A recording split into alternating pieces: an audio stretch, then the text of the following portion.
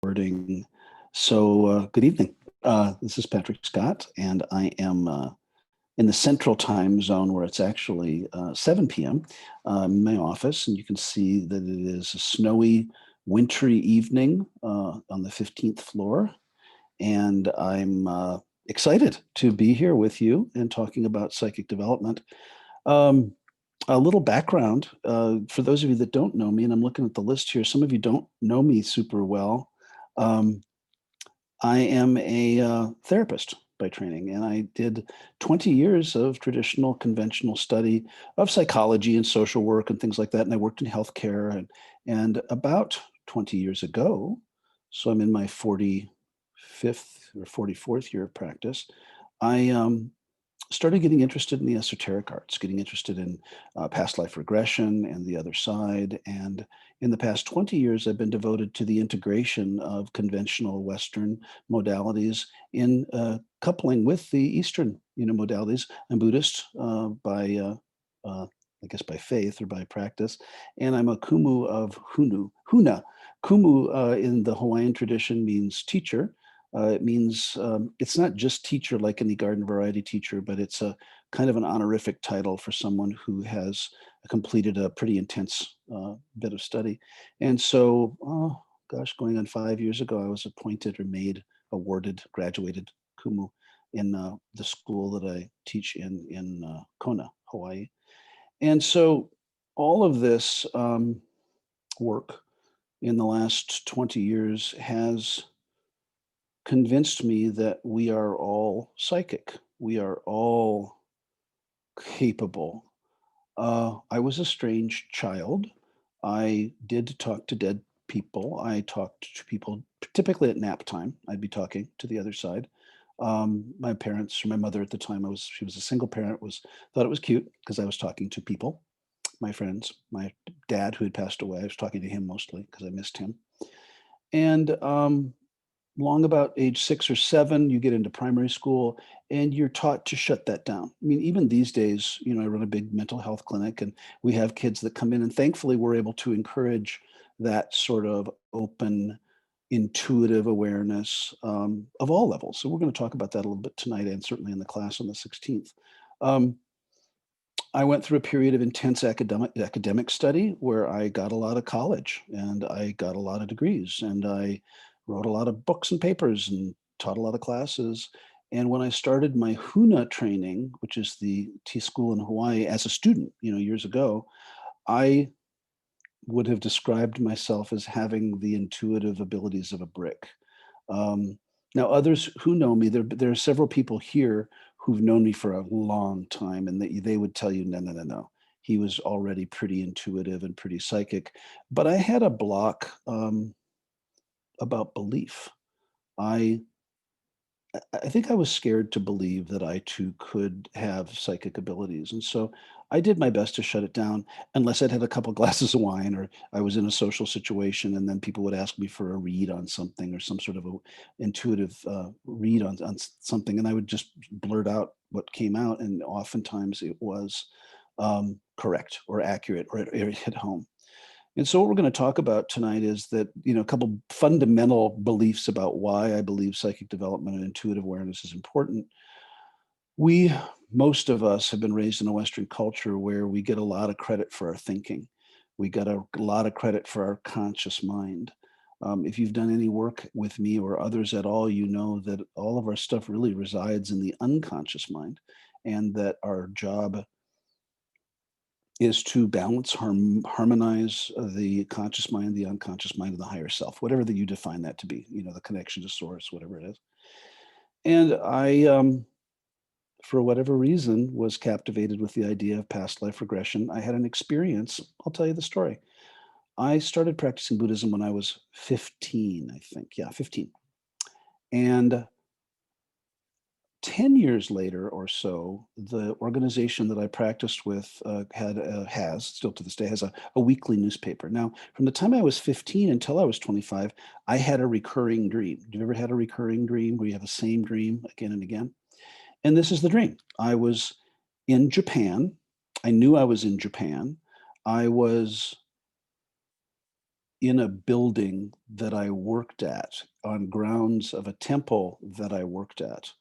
And I kept seeing sunlight behind me through slats on the second floor, looking down on a large congregation of what I knew to be priests, and they were chanting.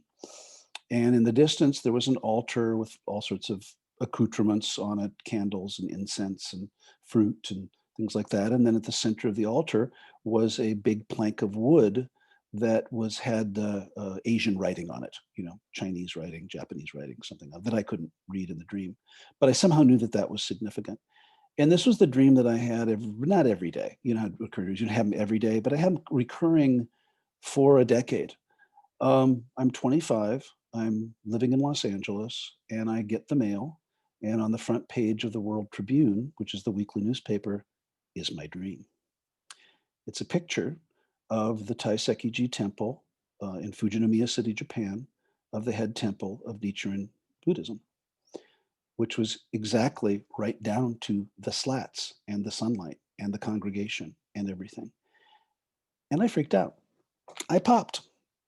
And I immediately, looking at that, knowing that it was my dream and thinking, how could I know this? This doesn't make any sense. So I called my leaders in faith and I got some guidance from a senior, very senior Mr. Miyagi looking character who was at least 1,000 years old. And he asked me some questions and he, did a few exam things and he showed me some maps and pulled out some books and showed me some things. And he says, well, you've had a past life at the head temple. You've probably had multiple. Did you learn the chant quickly? Do you speak the language of Chinese, Japanese, Sanskrit easily? And I had an aptitude for it. I learned it very quickly in a couple days. And it's not easy. It's not something that just rolls off the tongue, this particular chant in Sanskrit that's, 2,500 years old. And his guidance was really poignant, and I've never forgotten it. Now, I never had the dream again. Whatever I needed to learn, whatever came through from the other side about that past life, I got it because I never had the dream again. And I ended up visiting that temple. It still exists. At least it existed in some form then, still exists in some form today. And his point was, we only have access to the other side and to the wisdom of things greater than us when we have things to learn. And so you're not going to get, of the thousands of lifetimes that you have or have had, you're not going to get everything because it's just too much, But you will, and we will bring forth things that are genealogical, things that have happened in past lives, things from previous consciousness. And the more open you are to receiving and the quieter your mind is, the more available you are to have these experiences. And so I started having them and denied them and went to school and got more education and continued to deny them. Today, I'm going to say half my practice is psychically related. I've got about 55 clients right now that I see on a fairly regular basis. And I teach classes like the one I'm about to teach in psychic development in a couple of weeks. I'm a therapist, I'm licensed, and some people just want psychic information, right? And so there is a lot in it for you. You wouldn't be here, by the way, if you weren't at least curious. You wouldn't be on this webinar. You wouldn't be looking at Psychic Matters. You wouldn't have looked me up if you didn't either have a feeling or a sensation that you too may have some psychic abilities. Now, my opinion is, and the cool part about me having the mic is I don't need you to agree. Whether you believe it or not, you don't have to believe it. I didn't believe it. I needed a lot of convincers for a lot of years. There are things that we can't see. There are things that we can't know. And there are things that are not readily apparent by our five senses. And that's, for most of you on this call, as I look at the list, it's a no-brainer, right? The question becomes, and because the other point of view, remember, is only a certain select few are gifted enough to get bestowed, the psychic abilities, and you're either born with it or you're not born with it. You either have it or you don't have it. And I actually don't agree with that. If you've ever known who was going to call before the phone rings, either you know him before the phone even rings, you know who's calling, or the phone does ring and you know. That's an intuitive awareness. If you've ever been in a crowded place before COVID and you could feel someone looking, or you've been at a stoplight and you can feel the energy of someone looking at you, and you look at them and they quickly turn away. That's an energetic connection, right? We as humans have open limbic systems. And so for those of you, and I'm looking at the list, you work with other people, the end of a trying day, you can feel drained by your people you're working with. We've got medical doctors here, we've got coaches and therapists and all different kinds of practitioners on this call. We exchange energy. And so to me these days, it's just not that weird that if we exchange energy from our limbic systems and we're open energetic systems, why could we not access higher realms? That's all. So we'll talk a little bit about what does that mean? What is a higher realm? What is the vibration? What's the frequency? And just so you know, I've done all the research and I've done all the reading, and it's quantum physics and it's quantum entanglement. And what I think is so cool about this whole psychic thing is the merging and integration of science and spirituality. And that this idea of otherworldly beings, certainly in our popular culture, you know, if you've seen, you know, exorcisms, that's really spooky and scary. But the idea that angels exist, or that, well, we're not going to get into aliens, but that anything that's not of our planet on another vibrational pattern exists is for me really cool. How it manifests is it's energy, right? And so we're at a particular frequency. We have physical bodies. Quantum physics tells us that we're mostly empty space. You've probably heard that lecture. And so to me, this chair feels real. And if you've ever seen the sacred movie trilogy, The Matrix, you know that, you know, technically none of it's real, that it's all a projection. And, you know, you see me wearing a purple shirt, but, you know, is it really real? The bottom line is that, and what we're going to go over in this day-long online seminar, I taught a version of this class last June where there's a brief window in San Diego, and it was the first time I taught it, and this was out of a request at a HUNA class in Las Vegas, a Mount Charleston Level 1, where I was, as the teacher, doing some rather interesting psychic things. The groups that I work with typically are small, less than 20. And so I'm connecting with the group. We're doing some meditation exercises, and I'm just calling out to certain people, not by name. I'm just saying to the person who's having the neck pain, that has to do with X, Y, and Z. To the person with the abdominal pain, this is third chakra. It has to do with your family. Let it go. And I'm just doing my life because this is what I do in session. And of course, that led to a, like, when are you going to actually talk about that? Kuna is cool, chanting is cool, meditation is cool. We want that. How do you know that I'm having a neck pain? How do you know that when I'm clearing sadness, it hits me in the gut? How do you know? And the easy answer is I don't know how I know. But I know that I've developed innate abilities that were already there. And so my opinion, and I got the mic, is that you all can do exactly what I did. Because some of you know me. Some of you know me 10 years ago, 15 years ago, 20 years ago. I can see you. I know who you are. I wasn't that psychic. When I started my teacher training at HUNA, I didn't think I was that psychic. And my Kumu put me through a series of paces, through a series of tests over 2 years to test me whether or not I was able to do certain things. This is kind of what it takes to be Kumu, which is another webinar that my Kumu is doing, I think, next week. Stay tuned. Why would you care? You have so many more resources in these other realms than you do in your conscious mind. A recent neuroscience study indicates that your conscious mind, right, talking, listening right now, has the capacity for about 40 neurons or 40 bits per second of information, right? I don't know how they measure this, so don't ask me. Your unconscious mind has 40 million bits per second.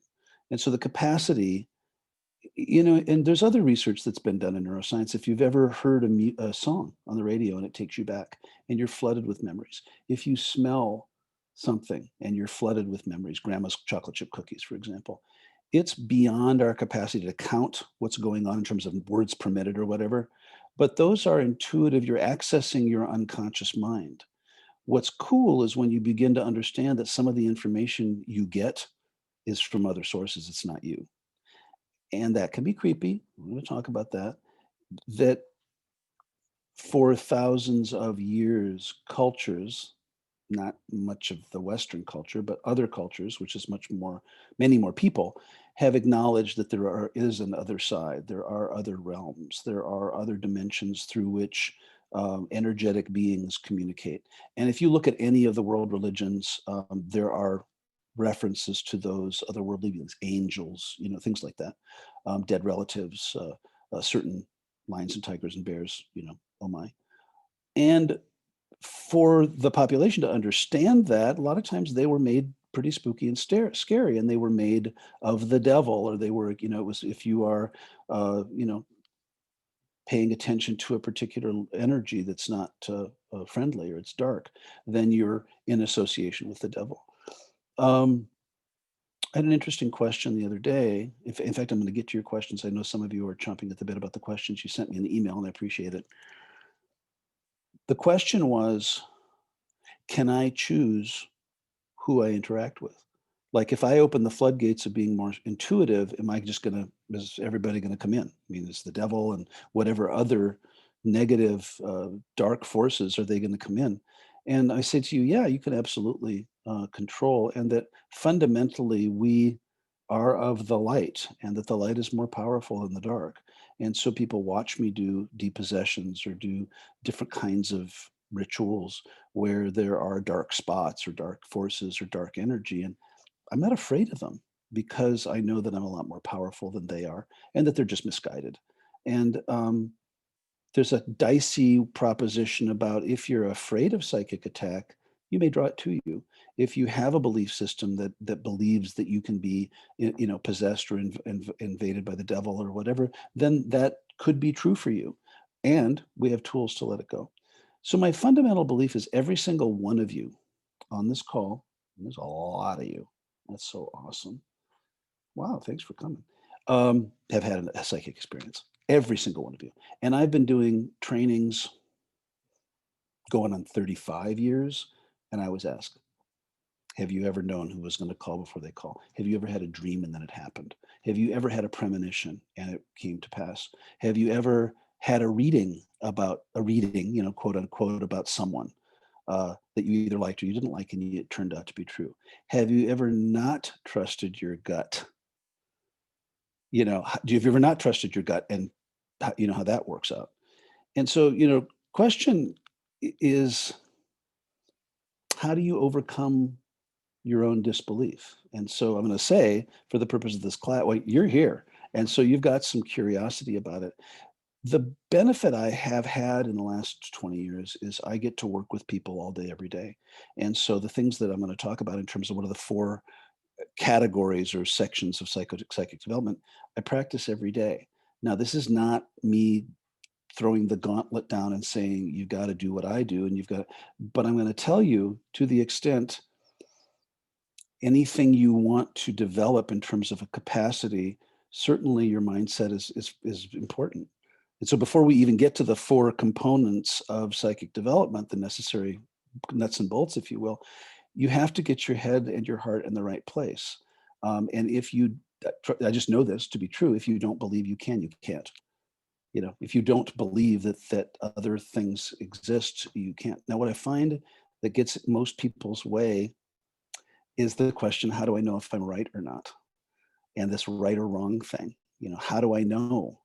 How do I know if I'm actually tapping into grandma? How do I know if well, you don't. And part of for me, Yvonne answered the question, how do you know, is through convincers, just like in NLP. You do it enough times that you develop an awareness of your physical body, which is, you still have a physical body. And all of you, if I were to send some energy now, you might have a physiology, a shiver or some sort of a twitch or something like that. And that's just energy. I could send some simple energy. And do you know your body well enough? We're going to talk this when we talk about calibration, we talk about accepting feedback, to know when it's an intuitive hit. You know, I get goosebumps, I get chicken skin, I get a warmth that's not emotional. So now, and I've worked with some of you here, I call it out. Okay, we're clearing sadness. I'm feeling this, that in my lower back. Now, whether you feel it or not, now about 95% of you also feel it and are freaked out the first time when I say, hey, how did you know my back was hurting? My back wasn't hurting until the session started. And I'm calling out, it's, you know, second chakra, back channel. You feel like the weight of the world is on your back. Now, I know those of you, and you'll probably give me shit about this later, think that you're the only one that ever feels like the weight of the world is on your back. I have a secret for you. Many of us feel like the weight of the world is on our back. It's not rocket science. I'm not that unique. I'm not that smart. Second chakra refers to intimacy, connection with others, back channel, lower back. It's just kind of common sense. And lest you think that I'm so magical, I may be, you can do it too. And my statement to you is if I can do this, you gosh darn it can do it too. And I'm not saying that to blow smoke up your skirt. I did not believe, I believed it was possible. I was always open to it, but I just thought that that was for other special people, that other people who were divinely bestowed, that they had the gift. And so the reason why we're doing this is because I believe that I can teach this. And those that have taken the psychic development class that we did um, last June, there was, I don't know, 30 some people in that class, and more than, I think, 80% said that it was life altering, because it's not, by the way, teaching you anything you don't know, but it's calling your attention to what you already know. The challenge is getting your head out of the way, getting your ego out of the way. And so I'm going to go through now. What I'll do is I'm going to address some of the questions first, then we'll go through the format of the class, and then I'll answer some more questions as well. I'm going to start with the email questions because I got some really good ones before. Joy asks, how can I discover my life purpose? That's a broad question, a good question that is bigger than the class on psychic development. But if you're, Joy, again, to read you, you like helping people. And however you help people, what's gotten in your way is a limiting belief about what your capacity is, and that maybe you don't have enough education. And so there's something in it for you, because you are by nature a healer, by nature a caregiver, by nature a person who really wants to help others. The, and that has been your life purpose, and it still is. I think the challenge for you is to getting out of your own way, and that it doesn't have to be as strictly defined as you think it does. And so I'm happy to talk with you more about that. I'm looking for a way to develop my own awareness and help others with their potential. Okay, my point exactly. It takes practice. It takes an awareness, and then it takes a commitment to practice. And we're going to go through the steps in a minute. Number 3, what should I practice daily? I couldn't have made up these questions. They're perfect. What should I practice daily to develop my psychic gifts? We're going to talk about that. Certainly meditation, certainly connection, certainly getting your head out of the way, certainly calibration, which meaning like developing a yes-no thing. We'll talk more in detail about that in a minute. And what else do I need to know? What else you need to know is that you're fully capable of becoming more intuitive and more psychic. But now it's not a quick fix. I think you get that. I didn't develop this, overnight. It takes a while and a commitment to practice. All right. Cindy asks, question is, what is the best streamlined way to determine if something is fear or intuition? Great question, Cindy. Negative emotions come in at all times. Intuitive messages are flat. And this is really super easy. And people who have watched me channel, I get a look on my face that's just really flat. And sometimes I go very deeply in trance and I'm flat. Other times I'm still kind of present. But if you're having anger, fear, sadness, guilt, hurt, it's not an intuitive reading. If you get a fear about something. Now, if you're truly accessing in other information, it could be your unconscious mind or your higher self giving you a warning But I want to be really clear that, that psychic development is not about living in fear of what might happen. When you are truly channeling something, it's pretty flat, pretty devoid of emotion. Um, and then if you are having dreams or nightmares that are fear-based, then that warrants some dream interpretation, because your unconscious mind may be trying to send you a message. It may be prophetic, meaning looking down the path that there might be something that you need to watch out for. But typically that's the simple answer, is that intuitive messages by and large are flat. They're not you. That's the other thing. They're, if people have heard me channel, it's not really even my voice. The language often is not what I would say the way I would say it. My consciousness is there. I mean, I know that I'm a person and I'm in a body, but typically, and it's not this dramatic Hollywood, somebody takes over my body and I start vomiting green slime. It's much more subtle than that. Okay, so let's look at the panelists, and scrolling, love all of you. Scrolling, still scrolling. I'm excited to be here too. Drew Nicholson likes my headphones. He has headphone envy, I bet, right now. Hello, Anjali. Hello, Nancy. Okay, so then the question over here is, how did I overcome my own disbelief? Turn off the self-doubt in your head. You know, like I said,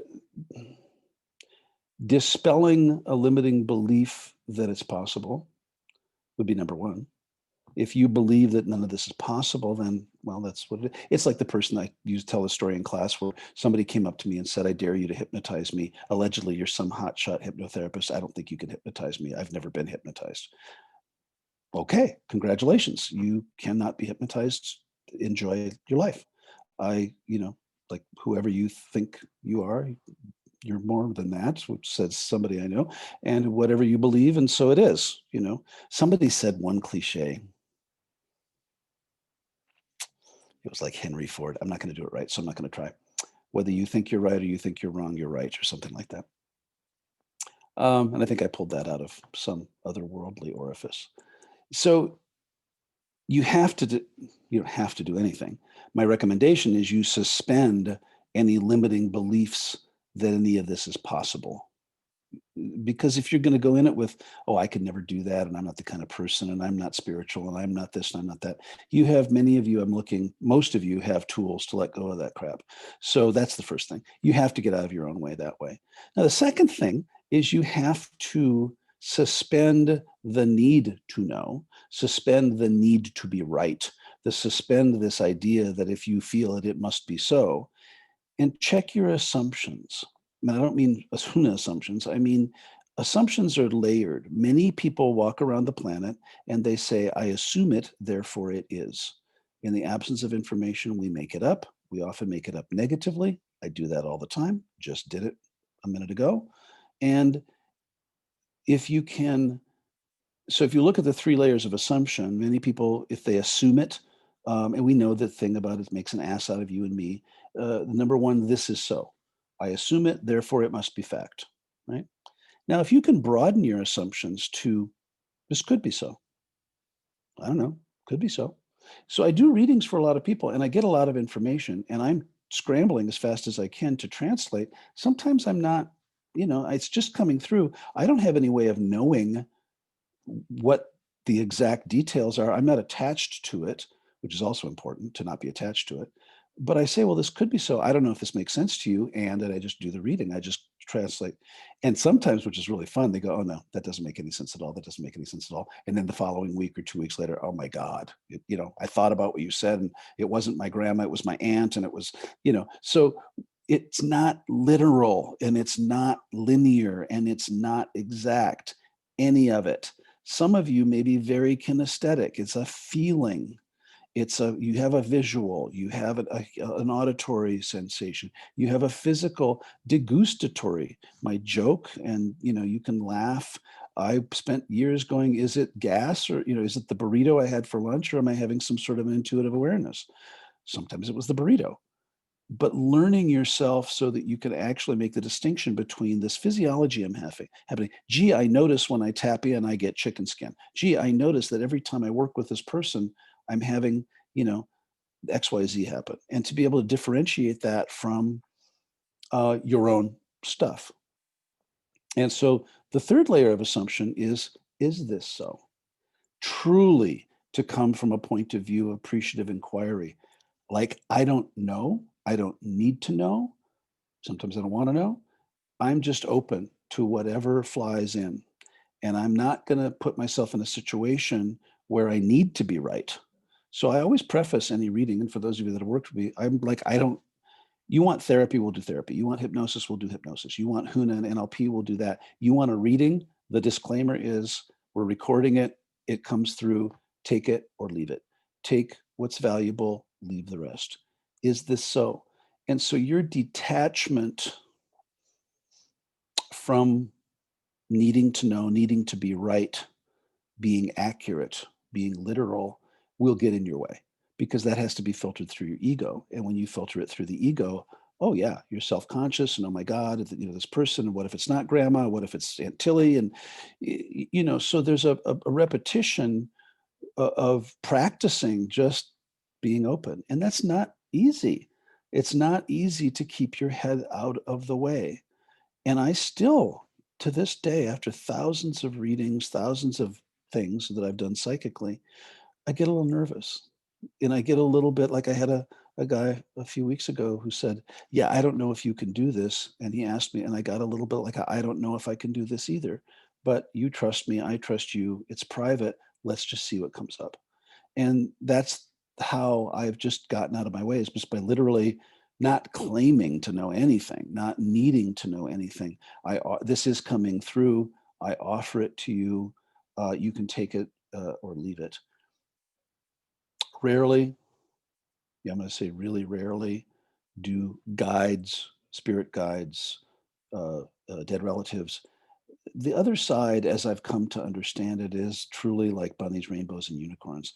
They're not so linear about things like money or time, like the exactly when will I get that job promotion? Probably not a good question to ask because the other side is not in our time frame. They don't do things like we do in our time frame. So if you can manage your assumptions to really broaden your needs into not needing anything and just seeing what comes up. And then having some people, some trusted people to work with, to practice with. I had the benefit of, 15 plus years of just clients and I just practice. Now, you don't need 15 years. Many of you are already very gifted, but there is a thing called practicing, right? All right. And it was Henry Ford. Madeline, thank you. I was right about whether you're right or wrong, you're right. If you're energetically, emotionally blocked, can you still tap into your psychic potential?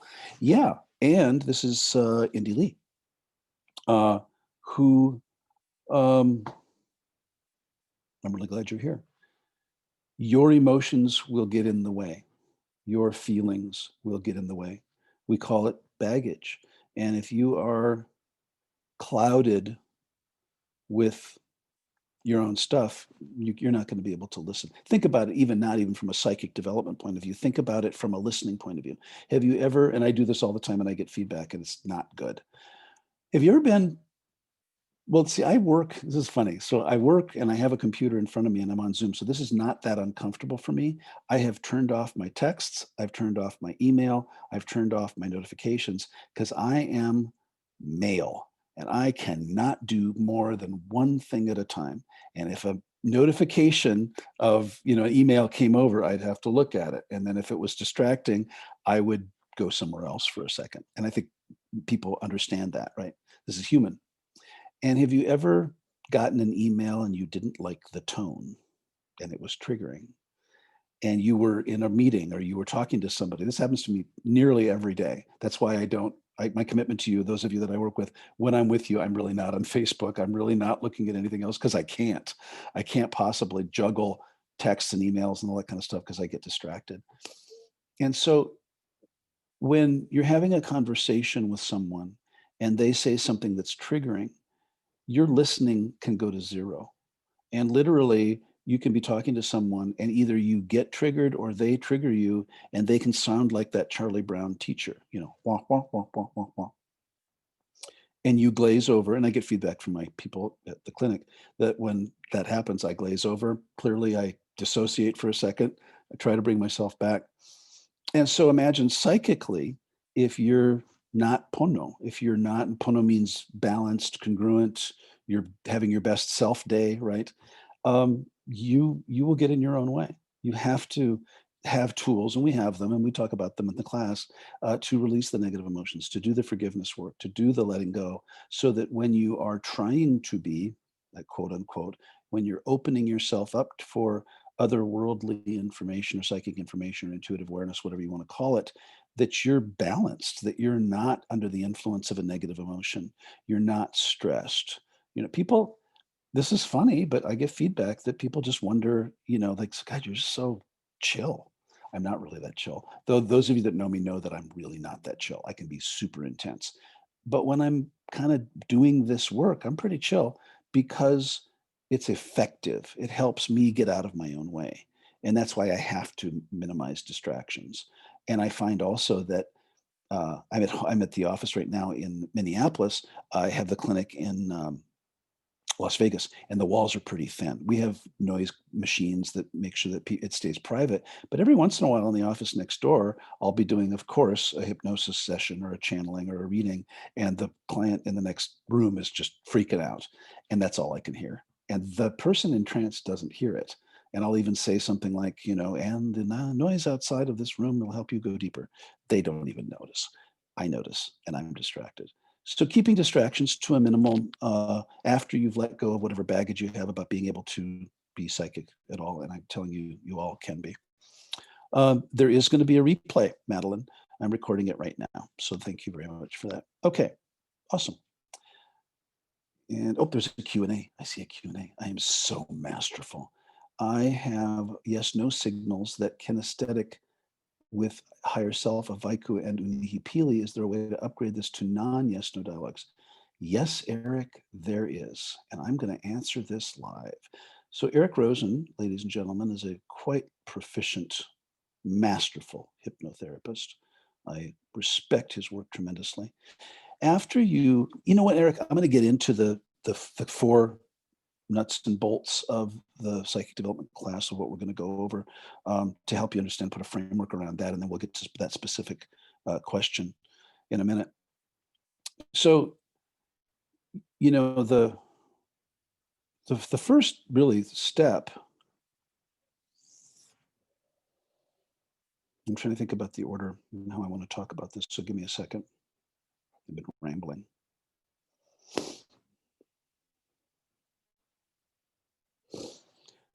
Before number one is your intention. We've been talking about that, and eliminating any negativity that may get in your way, limiting belief. And that leads to then, so zero would be getting your head in the game, letting go of some beliefs. But number one is release work, really. And so the first step to becoming more psychic is being committed to and having a mechanism to do your own release work. And that means whether that's through, and I'm going to talk specifically about some of the tools that I use, but whether that's your own, journaling or getting in nature or meditate. We're going to talk about meditation a little bit, but what I use is a Hawaiian technique called ho'oku'u. We do a monthly release thing on that. Those of you that are Huna students know about it. It actually addresses the unconscious mind's just releasing generic anger, sadness, fear, hurt, guilt, and limiting beliefs. And so it's very simple. And in the class, we're going to do it actually in the class to just keep a real clean slate and to do release work. So for those of you that aren't in the class that don't know Huna or NLP, however you do a catharsis, however you need to let go of emotion. Now, the tricky thing about emotion is that you may not be feeling it, but it's in the way. And so I would challenge you to really do a thorough self-assessment to, if you have a belief that you can't be psychic, well, then you need to work on that and let that go. If you have a belief that the other side doesn't exist or energy doesn't exist, Just look at the earth. I don't believe in gravity either. My body increasingly is giving me feedback that gravity in fact exists. So you have to do that.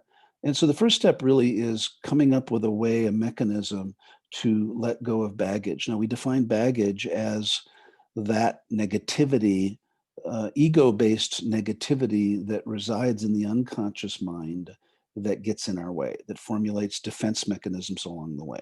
Example, I work with a lot of, and I'm going to be using an extreme example so that you understand it.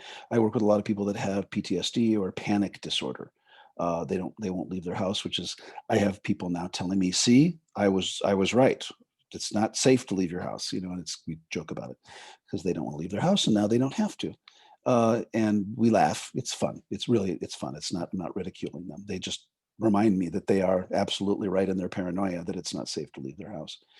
And so if there was an event in a past life, genealogically constructed, I mean, you inherited it in your birth to probably 7 or 8 of this incarnation, that left an imprint, an energetic imprint on your unconscious mind, your unconscious mind, whose job it is to protect you at all costs, is going to build up defense mechanisms. And so people that I work with that have longstanding trauma, they've organized a whole life, a whole consciousness around making sure that they stay safe. Some of it's conscious, most of it's not. And so we humans, all of us, have defenses and insecurities and stuff that doesn't make any rational sense.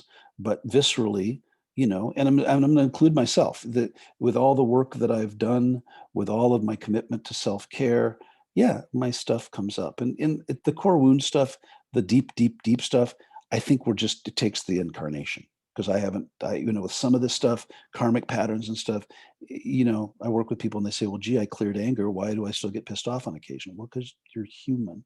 So doing release work is going to be the first real step, and being committed not to do it just once. Doing release work once is equivalent to saying, I had a salad once, or I did yoga once, or I worked out once, or I drank water once. It's an ongoing thing. And please, those of you recovering or practicing perfectionists in the group, and I see several, I know who you are, let go of that I should have handled this already. Please, just don't judge yourself. Just go, oh, wow, yippee, here's another opportunity to let some stuff go. Oh, good. So Indy got her question answered about release work. So release work is really number one. The royal we, my tribe, and Huna and NLP have techniques. If you are not part of that thing, I know I don't remember. I'm not going to commit to things, but I have recordings, and I'd be happy to send you some things about to help you release things. And I may have just freaked out my team. I can't predict. I can't know, because I sometimes make promises that they can't keep. But here we go. Number 2, meditation. We have so much research now, evidence that meditation is good for us. It might be better than kale. So I'm not going to argue with you. If you are, and I get to these people that say, well, I just can't meditate. My mind just goes, I just can't shut it off. I just need to be multitasking. I'm really good at multitasking, as they knit in the session and they're juggling balls and they're, reformatting the Akashic records with their left side of their brain or whatever they're doing. The reality is, everyone can meditate, just like everyone can go into trance. Trance, meditation, visualization, all the same thing. Sorry, here I go. And again, I have the mic. You can say F you later, or you can say it now quietly to yourself. The human mind has, every human mind, well, most of them, has the ability to go into trance.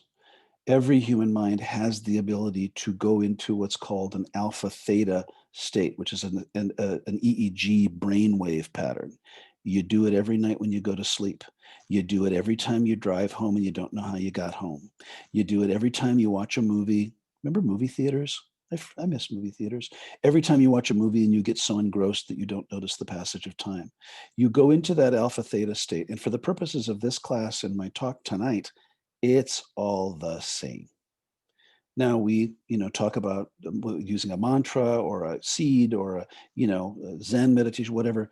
Bottom line about any of the meditative trance-like type work is severalfold. Number one, everyone, and I mean this sincerely, everyone has the capacity to attain that alpha theta state.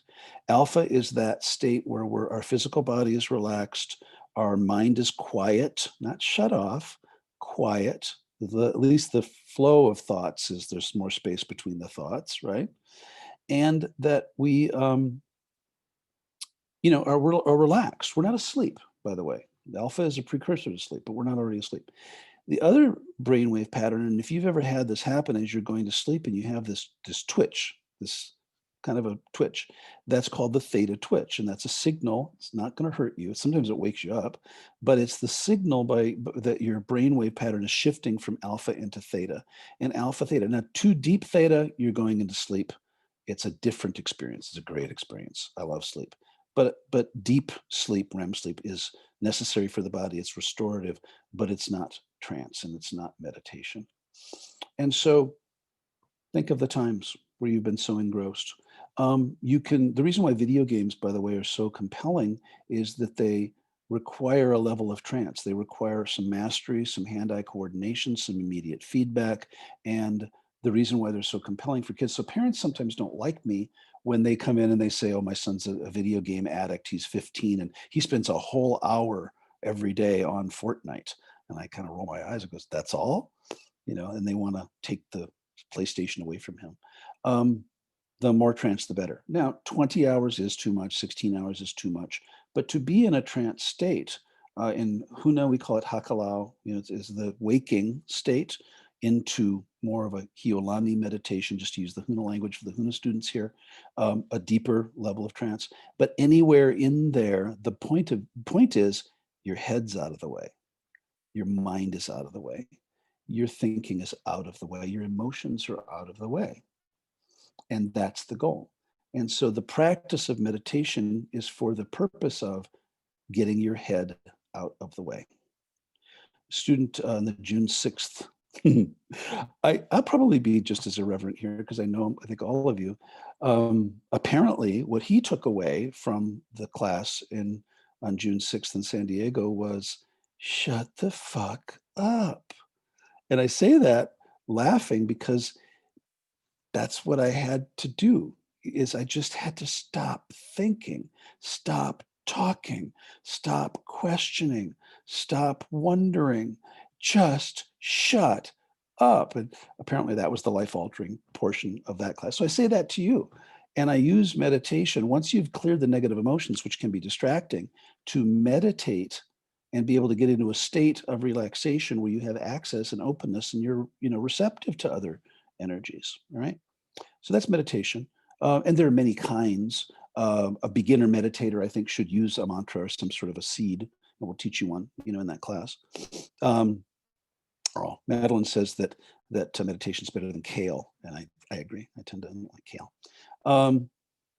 And so third, which is calibration. And Drew was alluding to this earlier when he said, or no, it was Eric, I think. I don't know. It may have been Eric. It may have been Drew. They look very similar. It's hard for me to tell them apart. About yes, no. No, that was Eric. Yes, no calibration. Calibration is being able to muscle test or use a pendulum or some mechanism to test whether or not you are getting an answer of a yes type. It's a closed-end question, right? And we talk about asking good questions. If you remember the Ouija board, where you put the thing, it moves the thing. If you use a pendulum, and if this is all new to you, it's covered in the class, that you can ask yes, ask no. I use applied kinesiology, which we also go through in the class, which is if you've ever been to a chiropractor, a nutritionist, some holistic healer that has you lift your arm up and says, body, show me yes, and you resist, and body, show me no, and it goes down. That's a calibration. And so what's really helpful, because you don't know, you're getting information, to be able to calibrate and develop some facility in either using pendulum. One thing that that a student had brought up to me is the body show me yes, and you resist with the rings of your finger, body show me no, and you're able to pull it apart. Now, all of this requires practice. And trust me, I've done all the, oh, I think I'm just moving it. I think I'm just moving it. I'm trying it. I'm thinking about, I've done all that. So save yourself, please, and just find something. I prefer applied kinesiology only because I've done it for a long time. And I just use my thumb or my finger and my middle finger.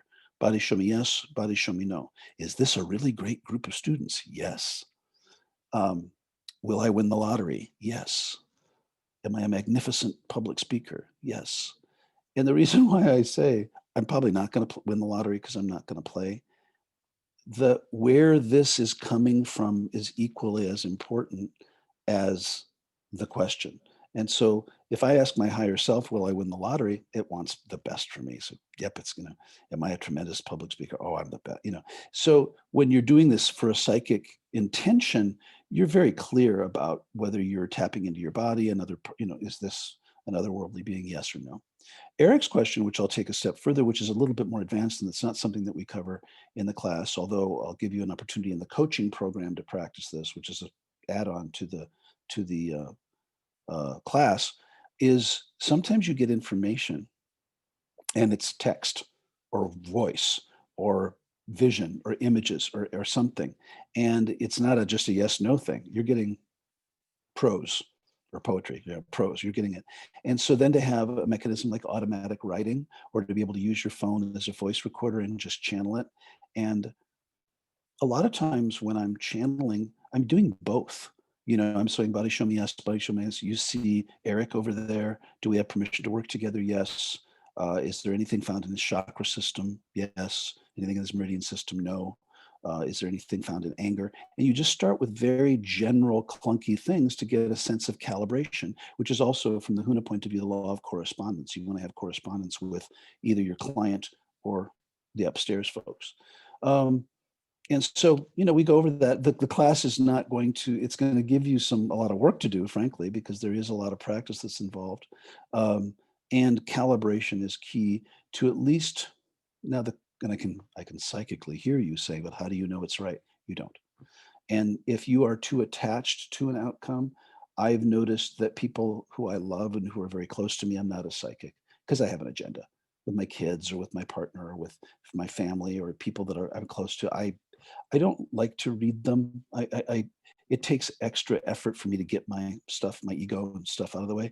With people who I've never met, I'm a rock star because I have no agenda. It's not my ego. It can't be my ego because I just want to give them whatever information that they need to feel whole. And then the fourth aspect really is this developing the ability to listen. And one student from June 6th said the class helped her begin to listen to the whispers. And you are receiving information from a number of sources all the time. And so to be able to quiet your head down and be able to listen. And again, it doesn't mean that you're right, but what would happen if you just began to consider some of the feedback you're getting, to consider some of the energy that you're getting and what that might mean? What could it mean? Is it so? Not, oh, I just know Aunt Tilly on the other side's got it out for me. That's not, in my experience, your dead relatives don't have it out for you. They're fine. They're great. With very few exceptions, very few otherworldly entities or attachments have it out for you. It just doesn't occur that often in nature, but I'm not going to say it doesn't happen. Most people in this plane and others don't get up in the morning and want to give you a hard time. They don't want to make you have a lousy day. And so your ability to quiet the mind enough to hear what's coming through and then try to make sense of it, but taking some time. So now please don't hear, I do. So then they ask the natural questions, well, what do you do? I spend 3 hours a day. People are going to freak out about this. I do meditate every day. I do chant every day. I do journal every day. I do tap in every day, but I tap in every day as part of my job. And so I practice all day, every day. I would also like to lose 100 pounds. And I realized to do that, I'm going to have to change my behavior, um, and may have to have some kale. This is like that. If you are willing to practice and get some coaching, get some guidance, then you too can be, incredibly intuitive. If you just think that you either have it or you don't have it, and you don't have it, then you probably won't. I do, and I've done a lot of reading. Sorry, a lot of reading to prove or disprove. And I find the work of Sylvia Browne to be really compelling. I find the work of Neil Donald Walsh's Conversations with God to be really compelling. Um, there are authors, there's a bibliography that we'll go through um, to read, and actually, get familiar with how other psychics practice. Some people I am very kinesthetic. I am not visual really at all. I don't really see anything. And I use that as a limiting belief early in my training to say, well, I don't see shit, so I can't be psychic, right? But I was feeling things. I just didn't know what they were. I didn't know what that shiver meant or that twitch or that. And I still don't necessarily know, but I know I didn't have it before I was tapping in. So let's investigate that. So it's a little bit of an investigative thing for you to figure out what does your body do when you're getting other material. I'm very auditory, and I've had my moments where I'm very visual. I see, for the Huna students, I do see a Vaiku. I do see energy now, but that was developmental. That's after years of um, practice. And like like shutting up, seeing is not looking. I should just quit there. Seeing is not looking. So if you're trying really hard, you're not seeing. That's really profound. I'm glad we're recording this, because if you're going, okay, I know that there's energy there, it's going to push it away. You're just not going to see it. If you're trying to conjure, it's going to push it away. If your ego is dependent on your whole self-esteem and being a masterful psychic, it's going to push it away.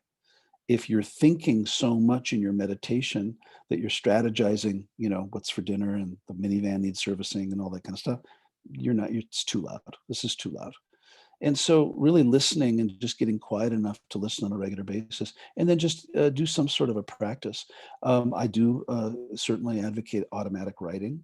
I advocate a phone or a recorder by the bed for dream interpretation.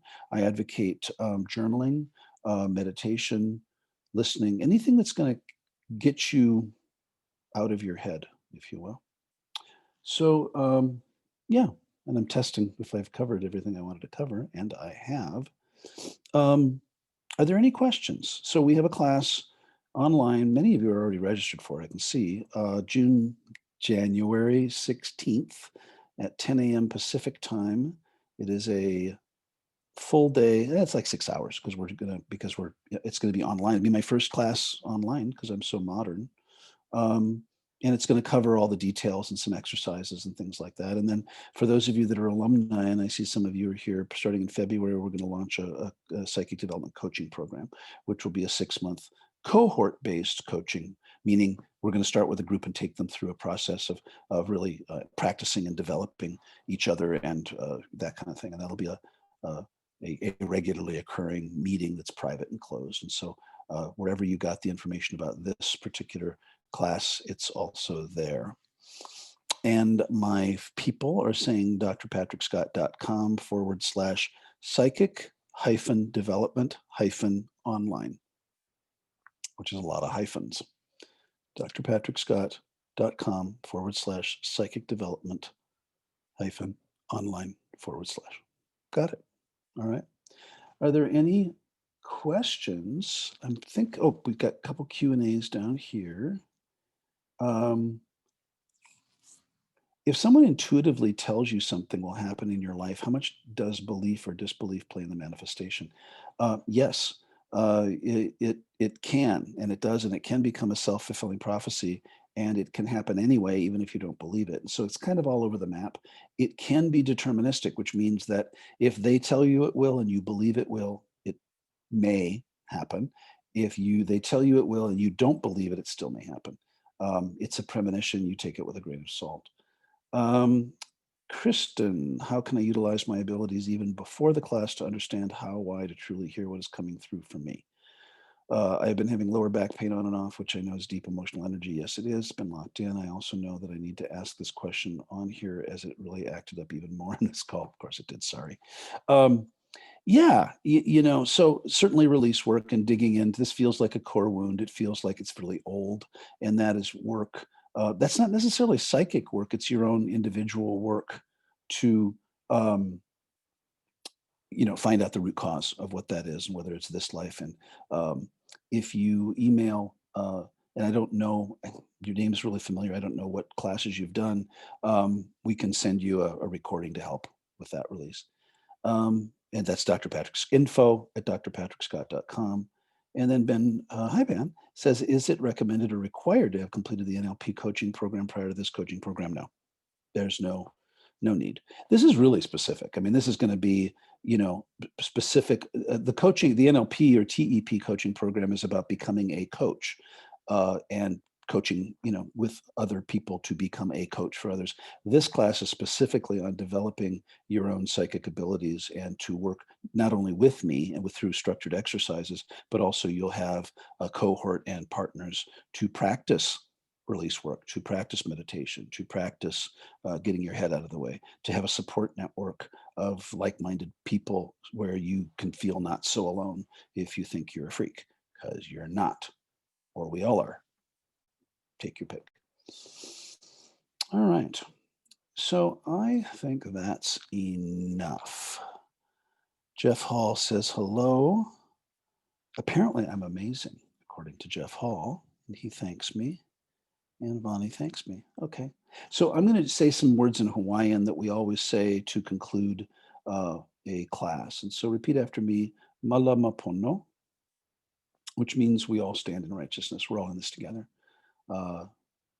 Aloha ke akua, I hear you, which means love is our shield. We lead with love.